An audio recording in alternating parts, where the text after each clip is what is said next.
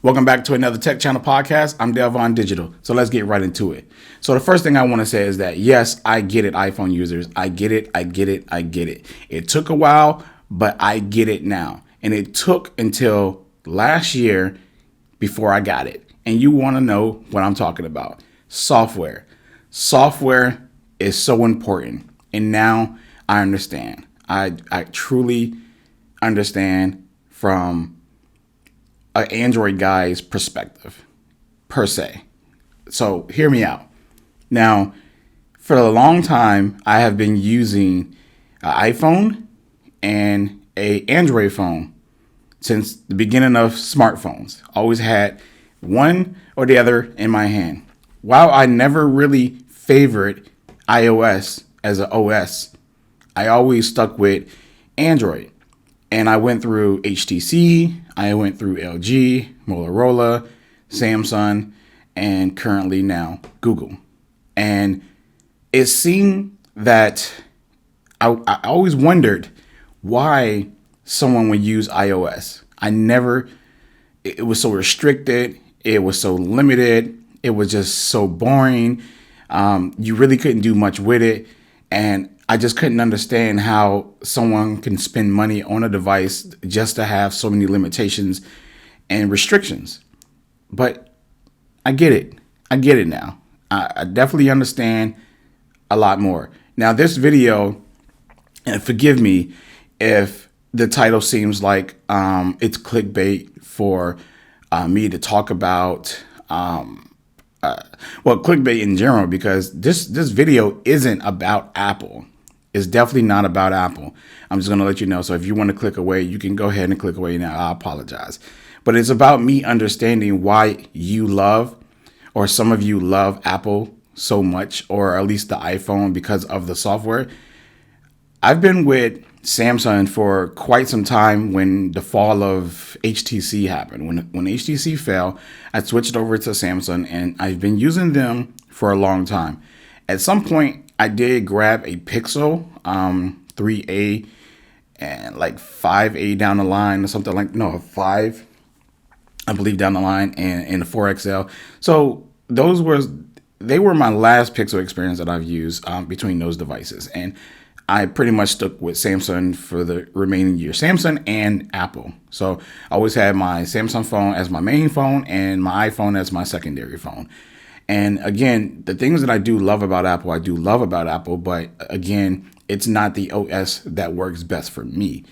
Now, one thing I stuck around with Samsung is because they had so many features. They had, so many non-limitations to their devices of what you can do and everything. Anything that you could think of with a Samsung device, you can probably most likely do. And I felt like I needed that. I felt like that was, the cream, the bread, the butter of what I needed. And when the Pixel 6 came out, I realized really fast that it wasn't what I needed. Samsung, I think Samsung was the best offering for me that Android had. And that's why I stuck with them. Literally, because they were the best offering, at least here in the US for me, because of Pixel. And Pixel wasn't, they didn't have a proper flagship, and I'm not a mid-range buyer.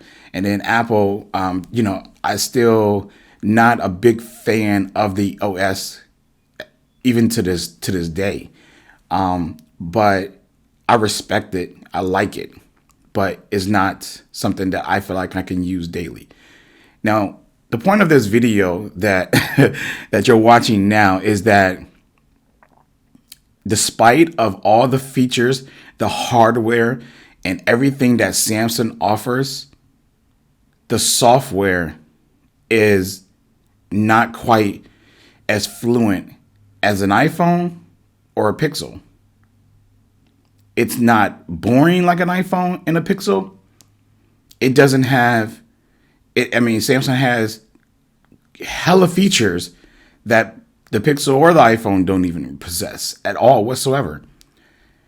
The Pixel doesn't feel restricted, but it does feel boring like an iPhone. But it does feel fluent. It does have simple things that make it just simple to use. And because of that, the software experience that I get on the Pixel 6 is incredible. It's incredible. And I'm loving it more every day. I'm loving it more every week. And I'm loving it more. It's just using it. And I get it now because despite of all the fantastic stuff that you can do on a Galaxy phone and all the features and hardware features, it comes back to just the software itself. And that's what I mean. I get it, iPhone users. iPhones are great because of the software. Pixels are great because of the software. And I get that. And that's where I'm at now.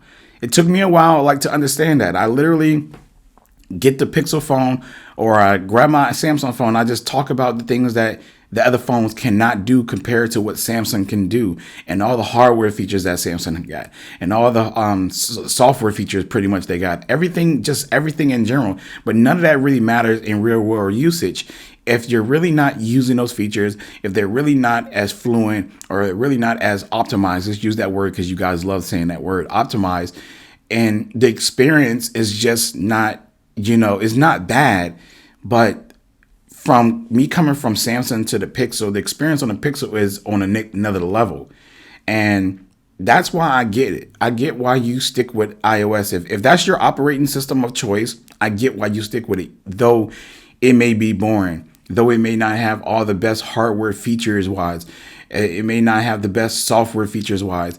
It works, it's fluent, and it gets the job done. That's exactly how I feel about my Pixel. It does exactly that. And without the unnecessary stuff that I feel like I didn't need, that I wanted, but I thought I wanted it, but I didn't need it. And because of that, this is where we are. Me here making this video and understanding that, yeah, you guys are right. Software is so important when it comes to these devices and stuff. So if you have a great software experience, whether you're using an iPhone or an Android, that is the most important thing. Hardware comes second, but not saying that they're both not equally, needed. You definitely need the hardware and the software to match up and stuff like that. But the software is what's really going to pull you in the most, the experience that you get from it. And that's why I got pulled away from Samsung. I'm literally switching over from Samsung and moving over to Google for the next few years. And I'm going to be carrying my iPhone and my Pixel phone now. I used to do Samsung and Google, but Google, I said it again, right? I used to do Samsung and the iPhone, but now there's going to be the Pixel and the iPhone for now on, at least for the next few years or whatever. I know, some of you may be watching and be like, well, my iPhone is better. I really don't care what you think. To be honest with you, that's your opinion. My preference as a main phone is Android. So I just find my experience to be better using that over whatever it is that you use. So I don't really care what you use. So, but it's not to say that iPhone experience is any worse or any bad, or for that matter, is actually pretty great, but it ain't for everyone. And I feel like a lot of people forget that because of how much they love something.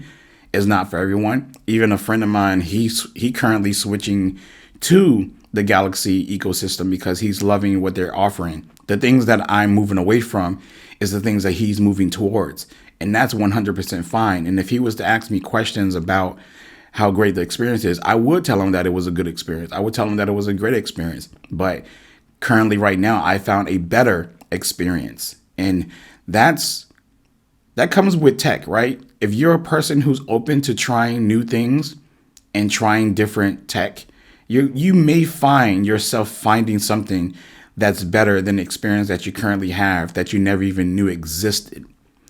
And if you're not that type of person, then you're more so going to be boxed into whatever it is that you're used to using because that's the experience that you're used to using, and you just don't want to branch out and try anything new.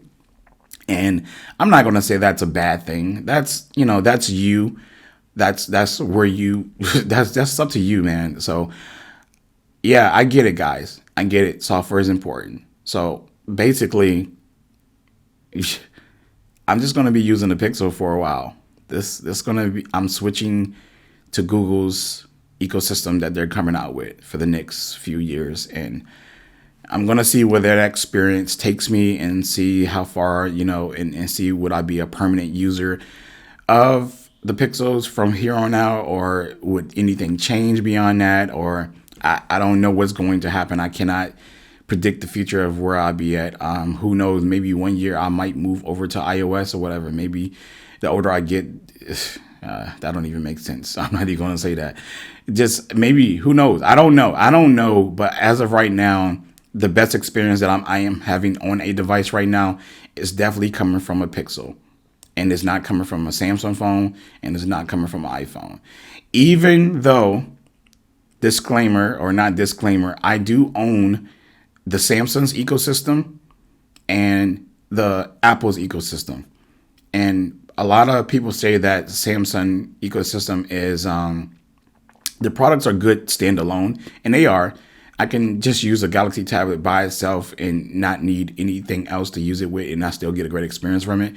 Where with Apple's ecosystem, having all the products together makes a better experience. And personally, it is a good experience with them together. And I'm going to admit to that, it is.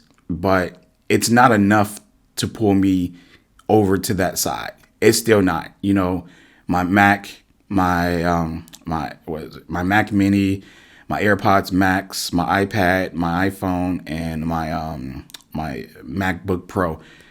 That's what I currently. Oh, and an Apple Watch. But I have Apple Watch Series 3 right now. I don't even use it anymore. I had a Series 5, but I sold it to a friend, and the 3 wasn't even worth selling, so I just kept it. So currently, that's what I have as far as the Apple's ecosystem. And with all of that, it's still not enough to like really pull me in, because it boils down to the software again. The software that, the iPhone is the hub of everything, like the heart of the ecosystem. The software is what I don't like. iOS, I'm not a big fan of it itself. Mac OS is just perfectly fine. The iPad OS is perfectly fine. It's just iOS, so I can't use it as a daily phone.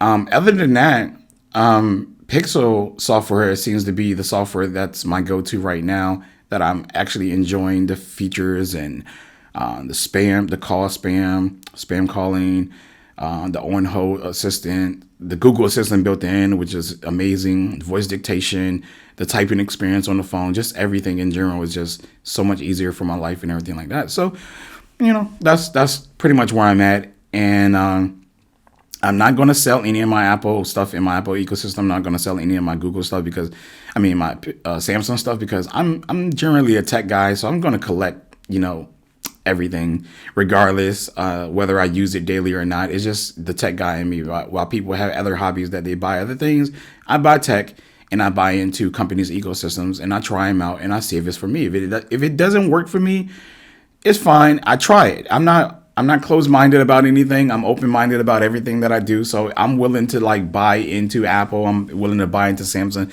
and buy into Google and just try the full experience and see what it's like. And if I end up liking it, it'd be the one that I choose to use every day. So I'm not closed-minded about any of this.